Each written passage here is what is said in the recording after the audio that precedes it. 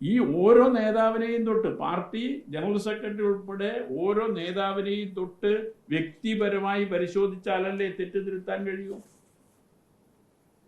ആ രേഖയിൽ പറയുന്ന ഒരു കാര്യമുണ്ട്, നമ്മൾ ബൂർഷ്വാ സമൂഹത്തിലാണ് ജീവിക്കുന്നത്, ബൂർഷ്വാ സമൂഹം ജീർണിച്ചുകൊണ്ടിരിക്കുകയാണ്. ആ ജീർണത അറിഞ്ഞോ അറിയാതെയോ പാർട്ടി സഖാക്കളെയും സ്വാധീനിക്കാനിടയുണ്ട് എന്ന് പാർട്ടി പറഞ്ഞുകൊണ്ടിരിക്കുന്നതാണ്. ഈ 3 രേഖയിലും പറഞ്ഞിട്ടുണ്ട്. അത് ജനറൽ സെക്രട്ടറി ഉൾപ്പെടെ PB മെമ്പർമാരെ, CC മെമ്പർമാരെ എങ്ങനെ ബാധിക്കുന്നു, സംസ്ഥാന കമ്മിറ്റി മെമ്പർമാരെ എങ്ങനെ ബാധിക്കുന്നു എന്ന് പരിശോധിക്കണ്ടേ? ഒരു പരിശോധനയുമില്ല. അവര് വന്നിട്ട് കീഴ വിശദീകരിക്കുകയാണ്. നിങ്ങൾക്ക് വല്ല തെറ്റു പറ്റിയിട്ടുണ്ടോ, തിരുത്തണം. അപ്പൊ ഇതൊക്കെ ആളുകളുടെ കണ്ണിൽ പൊടിയിടാനുള്ള ഒരു വിദ്യ മാത്രമാണ്. ഇതുകൊണ്ടൊന്നും പാർട്ടി രക്ഷപ്പെടാൻ പോകുന്നില്ല. പാർട്ടിക്കകത്ത് വലിയ നിലയിൽ അപജയങ്ങൾ സംഭവിച്ചുകൊണ്ടിരിക്കുകയാണ്. അത് തിരുത്താൻ നേതൃത്വം തയ്യാറാകാത്തിടത്തോളം കാലം ഈ ജനങ്ങളുടെ അഭിപ്രായം കേട്ടത് കൊണ്ടൊന്നും അത് തിരുത്താൻ പോകുന്നില്ല. ജനങ്ങളുടെ അഭിപ്രായം കേൾക്കാതെ തന്നെ നേതൃത്വം എടുക്കേണ്ടുന്ന തീരുമാനങ്ങൾ, നിലപാടുകൾ എടുത്തു പോകാൻ സാധിക്കണം. അത് പോകുന്നില്ല എന്നുള്ളതാണ് അതുമായി ബന്ധപ്പെട്ടുകൊണ്ട് സൂചിപ്പിക്കാനുള്ളത്. മറ്റെന്തെങ്കിലും ഉണ്ടെങ്കിൽ നിങ്ങൾ ചോദിച്ചാൽ പറയാം.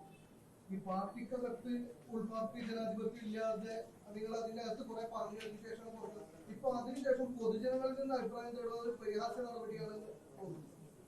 അതല്ല ഇപ്പൊ പറഞ്ഞത്. പൊതുജനങ്ങളിൽ നിന്ന് അഭിപ്രായം തേടുക എന്ന് പറയുന്നത് പാർട്ടിയിൽ നിന്ന് ഉയർന്നു വന്ന അഭിപ്രായങ്ങൾ പരിഗണിച്ചോ? ഇനി ഇതെല്ലാം ആളെ കവളിപ്പിക്കലാണ്. പൊതുജനങ്ങളുടെ അഭിപ്രായം കേട്ടിട്ട് ഇനി പാർട്ടി തിരുത്താനാ? പാർട്ടി മെമ്പർമാർ ഉൾപ്പെടെ പറയുന്ന അഭിപ്രായങ്ങൾക്ക് ഒരു വിലയും കൽപ്പിക്കാതെ പാർട്ടി നേതൃത്വം എങ്ങനെയാണ് പൊതുജനങ്ങളിൽ നിന്നുള്ള അഭിപ്രായത്തിന് വില കൽപ്പിക്കുക? അതെല്ലാം ആളെ പറ്റിക്കാനുള്ള സൂത്രവിദ്യാന്തയാണ്. ജില്ലാ സെക്രട്ടേറിയറ്റിലെ ആദ്യം ഈ സ്ഥാനാർത്ഥി ഒരു പാനൽ അവതരിപ്പിക്കുമല്ലോ. ആ പാനൽ എങ്ങനെയാണ് രൂപം കൊണ്ടത്? അത് മാഷക്ക് ആ സമയത്ത് ജില്ലാ സെക്രട്ടേറിയറ്റ് അംഗം മാഷടക്കം പങ്കെടുത്ത ജില്ലാ സെക്രട്ടേറിയറ്റാണ് ആദ്യം ആ പാനൽ അവതരിപ്പിച്ചത്. ആ പാനൽ എങ്ങനെ വന്നു?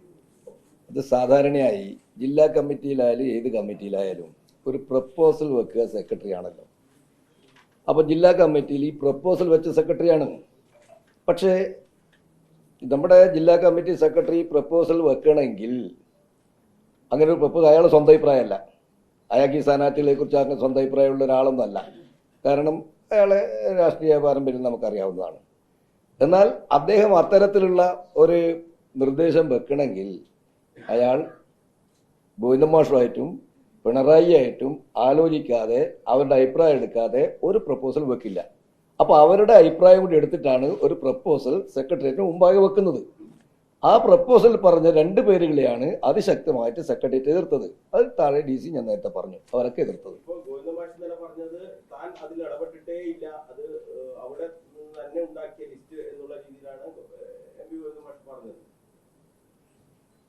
എന്താ സ്വകാര്യ സംഭാഷണം ആയിരിക്കല്ലോ. ജില്ലാ സെക്രട്ടറി മാഷ് മാത്രമാണോ ഇത് എതിർത്തത്? ഒരാൾ മാത്രം എതിർത്തു എന്നുള്ള രീതിയിലാണ് പറയുന്നത്. മാഷ് മാത്രമാണ് എതിർത്തത്, മറ്റാരാണെന്ന് എതിർത്തത്? അല്ല, സത്യസന്ധമായിട്ട് പാർട്ടി ജനങ്ങളോട് പറയുകയും തെറ്റ് പറ്റിപ്പോയി പറയുന്നതാണെങ്കിൽ ജില്ലാ സെക്രട്ടേറിയറ്റിന് ഒരു തെറ്റും പറ്റിയിട്ടില്ല. ജില്ലാ സെക്രട്ടേറിയറ്റിൽ ഞാൻ മാത്രമല്ല, മുഴുവൻ സെക്രട്ടറി ഒന്നോ രണ്ടോ പേര്, രണ്ടില്ല, ഒരാൾ മാത്രമാണ് സെക്രട്ടറി വെച്ച നിർദ്ദേശത്തിനെ അംഗീകരിച്ചത്, ഒരാൾ മാത്രമാണ്.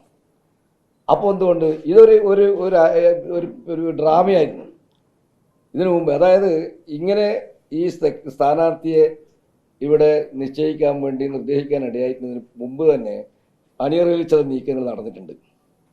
അതിൻ്റെ ഒരു ഉദാഹരണമാണ് തളിപ്പറമ്പിൽ നിന്ന് ഒരു വനിതാ സ്ഥാനാർത്ഥി വരണം എന്ന് ആദ്യം അങ്ങ് പറയുകയാണ്. അന്നം നിന്നവർക്കറിയാലോ. അങ്ങനെ വരുന്ന ആരായിരിക്കണം? അത് ഈ കക്ഷിയായിരിക്കണം. ഇതാണല്ലോ വെക്കുന്ന നിർദ്ദേശം. അപ്പോൾ ഒരു വനിതാ സ്ഥാനാർത്ഥി വരുമ്പോൾ ഇവർ തന്നെ ആയിരിക്കണം. അന്നേരത്തല്ലേ മറ്റ് സെക്രട്ടേറിയറ്റ് മെമ്പർ പറഞ്ഞു. അവരെല്ലാം ജീവിച്ചിരിപ്പുണ്ടല്ലോ.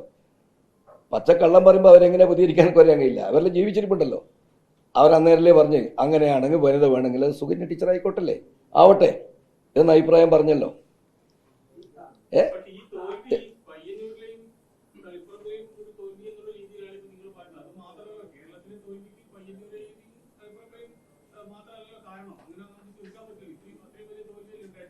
തീർച്ചയായിട്ടും പയ്യന്നൂർ തലപ്പിൽ മാത്രമല്ല LDF തോറ്റത്. പയ്യന്നൂരും തളിപ്പറമ്പും പോലെ തന്നെ കേരളത്തിലുടനീളം തോറ്റല്ലോ. ഈ തോൽക്കുന്നതിൻ്റെ ഒരു രാഷ്ട്രീയമുണ്ട്. ആ രാഷ്ട്രീയമാണ് യഥാർത്ഥത്തിൽ അവർ പരിശോധിക്കാതിരുന്നത്. അതാ പറഞ്ഞത്, ഒന്ന് ഇടതുപക്ഷത്തിൻ്റെ മേലെ ന്യൂനപക്ഷങ്ങൾക്കുൾപ്പെടെ വലിയ വിശ്വാസ്യത ഉണ്ടായിരുന്നു. ഇടതുപക്ഷത്തിന് വിശ്വാസ്യത ഉണ്ടായിരുന്നു, മതേതരത്വം മുഖമുണ്ടായിരുന്നു ഇടതുപക്ഷത്തിന്. ആ മതേതരത്വ മുഖത്തെയാണ് സംശയത്തിൻ്റെ നിഴൽ നിർത്തിയത്. അതല്ലേ ഞാൻ നേരത്തെ പറഞ്ഞത്, അതല്ലേ ആദ്യത്തെ അതിൽ വായിച്ചത്, അതല്ലേ നടേശനെ കൊണ്ടുപോയത്. അങ്ങനെയുള്ള ഒട്ടേറെ സംഭവങ്ങൾ എടുത്ത് നോക്കിക്കോ. യൂണിവേഴ്സിറ്റി VC-മാരെ നിശ്ചയിച്ചു. VC-മാരെ നിശ്ചയിക്കുമ്പോൾ ഗവർണർ പോയി കണ്ടില്ലേ, സമവായം ഉണ്ടാക്കിയില്ലേ. ഇതെല്ലാം ജനങ്ങൾ എങ്ങനെയാ? അതുപോലെ തന്നെ PMC-യിൽ ഒപ്പിട്ടു. ആരോട് ചോദിച്ചിട്ട് ഒപ്പിട്ടു? മന്ത്രി പോയിട്ട് അങ്ങ് ഒപ്പിടുകയല്ലേ? നാണം കെടുത്തിയില്ലേ PMC-യിൽ ഒപ്പിട്ടിട്ട്? ആ PMC-യിൽ ഒപ്പിട്ടില്ലേ? ആരോട് ചോദിച്ചിട്ട് ഒപ്പിട്ട്? അപ്പം ഇതെല്ലാം കേരളത്തിൻ്റെ മതേതര മനസ്സിനെ വേദനിപ്പിച്ചിട്ടുണ്ട്. ഇടതുപക്ഷം എങ്ങോട്ടേക്കാണ് പോകുന്നത് എന്നതിൽ ആശങ്ക ഉണ്ടായിട്ടുണ്ട്. അത് ഈ തെരഞ്ഞെടുപ്പിനെ നല്ല തോതിൽ ബാധിച്ചിട്ടുണ്ട്. ഇത് അംഗീകരിക്കുമോ CPM? അംഗീകരിക്കുമോ? എന്താ ആളുകളെല്ലാം പിന്നെ വളരെ വേദനയോടെ പറഞ്ഞില്ല. PMC ഒപ്പിട്ടൊക്കെ എത്ര നമ്മളെ SFIന്റെ കുട്ടികളൊക്കെ എത്ര വേദനയോടെ പറഞ്ഞിട്ടുണ്ട്. പക്ഷെ അംഗീകരിച്ചില്ല. ആരാ ഒപ്പിട്ടത്? ഒരു മന്ത്രിക്ക് ഒരു സുപ്രഭാതത്തിൽ തോന്നിയതല്ലോ, അല്ലെങ്കിൽ ഒരു ഗവൺമെന്റ് സെക്രട്ടറിക്ക് തോന്നിയിട്ട് ഒപ്പിട്ടതല്ലോ. അപ്പൊ ഈ ഒരു ഡീലുണ്ട്. ജനങ്ങൾ അങ്ങനെയാണ് വിശ്വസിക്കുന്നത്. അങ്ങനെ ഒരു ഡീൽ BJP-യുമായിട്ട് ഉണ്ടാക്കിയിട്ടുണ്ട് എന്ന് ജനങ്ങൾ വിശ്വസിക്കുന്നു. അതിൻ്റെ എല്ലാം ഫലമാണ് ഈ പരാജയം എന്ന് കാണാൻ ഇപ്പോഴും കഴിയുന്നില്ലല്ലോ. ഇപ്പൊ പറയുന്നത് എന്താ? ആദ്യത്തെ അങ്ങനെ വായിച്ച തെറ്റായിപ്പോയി.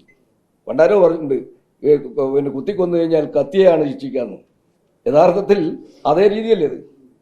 കത്തിയല്ലല്ലോ ശിക്ഷിക്കണ്ട്. എങ്ങനെയാണ് അവിടെ വന്നത്? ആ സന്ദേശം ചോദിക്കാൻ ധൈര്യമുണ്ടോ നമ്മളെ പാർട്ടിയിലുള്ള സഹാക്ക്?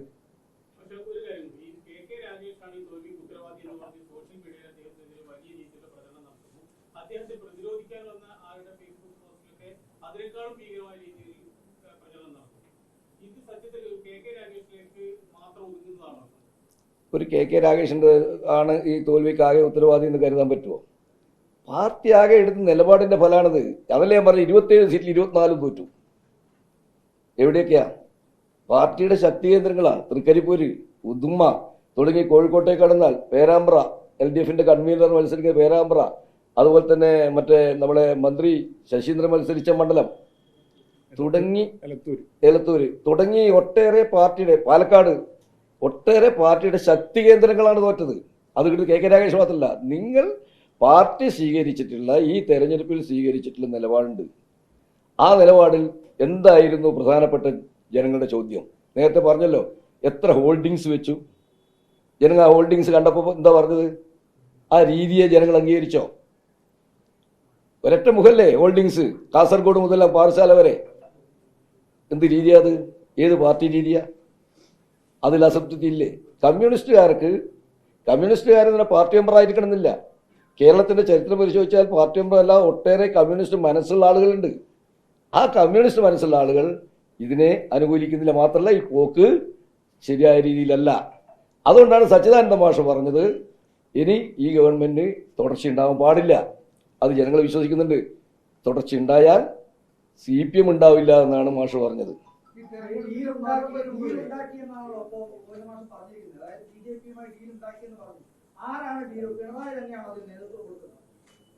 അതെ, ഡീലിനൊരു വ്യക്തിയുണ്ടല്ല. അവര് ഈ പറയുന്ന രീതിയിൽ തീർച്ചയായിട്ടും ഗവൺമെന്റ് നയിക്കുന്ന പിണറായിയാണ്. BJP-യുമായും കേന്ദ്ര ഗവൺമെന്റുമായും ഏതെങ്കിലും തരത്തിൽ ഡീൽ ഉണ്ടാക്കിയിട്ടുണ്ടെങ്കിൽ അതിന്റെ ഉത്തരവാദി പിണറായി തന്നെയായിരിക്കും. അതിന് പാർട്ടി സെക്രട്ടറി കൂട്ടുനിന്നിട്ടുണ്ടാവും. ഇല്ലേ PMC-യിൽ ഒപ്പിടുവോ? പാർട്ടിയുടെ ആലോചിക്കാതെ, പിണറായി ആലോചിക്കാതെ, പിണറായി അറിയാതെയാണോ ആദിത്യനാഥിന്റെ പിന്നെ സന്ദേശം വന്നത്?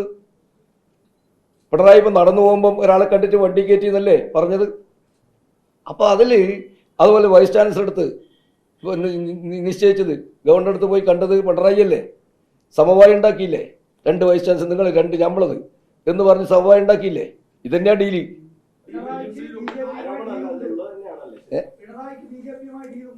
പിണറായിക്കെന്നല്ല, കഴിഞ്ഞ തെരഞ്ഞെടുപ്പിലും കേരള ഗവൺമെന്റും BJP-യുമായി ഡീൽ ഉണ്ടാക്കിയിട്ടുണ്ട് എന്ന് ജനങ്ങൾ വിശ്വസിക്കുന്നു. ഏത്? എന്റെ വിശ്വാസമല്ല പ്രധാനം, ജനങ്ങളെ വിശ്വാസമാണ്. തീർച്ചയായിട്ടും ഇതിനെല്ലാം ചോദ്യം ചെയ്ത് PMC പാർട്ടി ചോദ്യം ചെയ്തിട്ടില്ലേ? PMC നമ്മൾ ചോദ്യം ചെയ്തിട്ടുണ്ടല്ലോ, പാർട്ടിയിൽ തന്നെ ചർച്ച ചെയ്തിട്ടുണ്ടല്ലോ. അതല്ലേ പറഞ്ഞ SFIന്റെ കുട്ടികളുണ്ടല്ലോ, അവർ അതിനെ ശക്തിയായിട്ട് എതിർത്തിട്ടുണ്ടല്ലോ.